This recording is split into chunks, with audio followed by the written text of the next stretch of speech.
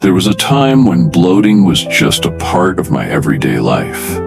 I would wake up feeling fine, maybe even light, but as the day went on, my stomach would slowly start to puff out. By lunchtime, my pants felt tighter. By dinner, I didn't even want to sit down because the pressure in my belly made everything feel uncomfortable. Sometimes it felt like a balloon under my ribs, like there was just no more room left inside me. And the worst part wasn't even the physical discomfort. It was the mental weight that came with it.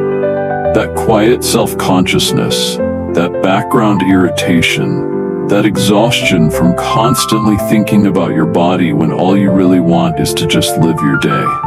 I tried all the usual tricks. I cut dairy, then gluten, then sugar. I tried drinking more water, then less water. I tried charcoal pills, peppermint tea, digestive enzymes, probiotics, green powders, you name it. I even tried fasting, thinking maybe my gut just needed a break. And sometimes those things helped for a little while, but nothing stuck. Nothing gave me that consistent, calm, quiet belly I kept reading about in books and blogs. Until one day, after a particularly rough week of bloating that made me cancel dinner with friends, I sat on the floor of my living room and just cried. Not because of pain, but because I was tired. Tired of guessing. Tired of trying so hard and still feeling like a stranger inside my own body. That night, I made a new kind of promise to myself. I wasn't going to chase hacks anymore. I was going to learn how my body actually worked. I was going to stop treating bloating like an enemy to defeat and start treating it like a message to decode. I was going to listen more carefully, move more gently, feed myself with patience, not panic.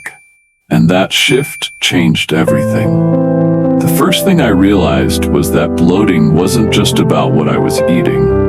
It was also about how I was eating. I had gotten into the habit of eating quickly, sometimes standing up, often in front of a screen. My meals were rushed, distracted, and always layered with a sense of urgency. Even when I was eating something healthy, I wasn't relaxed. And I learned that when your nervous system is in fight or flight mode, digestion is the first thing that gets compromised. Your body literally pulls energy away from the gut when it senses stress. So no matter how clean your plate looks, if you eat in a state of tension, your digestion suffers. And when digestion slows down, food lingers longer, fermentation increases, gas builds up, and bloating begins. So I slowed down. I started sitting down to eat, even if I was alone. I put my phone away. I took a breath before the first bite. I chewed more. I used smaller plates. I treated meals not as tasks to get through, but as moments to tune in. That alone made a huge difference. It didn't fix everything, but it gave my body a better chance to do what it's designed to do. And it reminded me that eating isn't just about nutrients, it's about presence. Next, I looked at my fiber. Not in a panicky way, but with curiosity. I realized that even though I was eating more vegetables than ever, I wasn't eating them in a way that supported balance. I was piling raw kale into salads and topping them with vinegar-based dressings. I was eating tons of cruciferous veggies like broccoli and cauliflower, which are great, but in big amounts and without much support. My gut was getting overwhelmed, so I made a gentle shift. I started cooking my vegetables more often, roasting, steaming, sautéing. I added warm foods to every meal. Cooked carrots, zucchini, squash, beets. I didn't eliminate raw foods altogether, but I balanced them. I gave my gut a break from all the raw fibrous crunch, and I noticed something almost immediately. Less pressure, less distension, Less of that heavy bloat that made me feel like I was carrying a balloon inside me. I also diversified my fiber. Instead of just eating spinach and broccoli every day, I brought in lentils, oats, berries, chia seeds, flax seeds, sweet potatoes. I learned that diversity matters for the gut microbiome. Different bacteria thrive on different types of fiber, and when you feed them a variety, they do their jobs more efficiently. They digest, eliminate, and protect you from within. So I stopped trying to eat perfectly and focused on eating broadly. A little bit of everything from the plant world. Not too much of any one thing, and not too fast. Hydration was another game changer. I used to drink tons of water, but not at the right times. I'd chug water right before meals or with meals, thinking I was helping my digestion. But I learned that flooding your stomach with too much water during meals can dilute digestive enzymes. So I shifted to sipping small amounts during meals and drinking more in between. I also added mineral-rich options like herbal teas or a pinch of sea salt in my water first thing in the morning. That helped my gut and also improved my energy. And then, maybe most importantly, I tuned into my stress.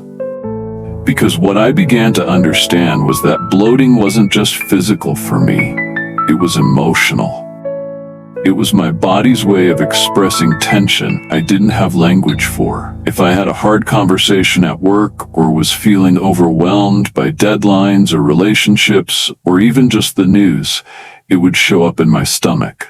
Not as pain, but as tightness. Not as nausea, but as fullness. Like there was something stuck that needed to move through. So I started talking to my body the way I'd talk to a friend.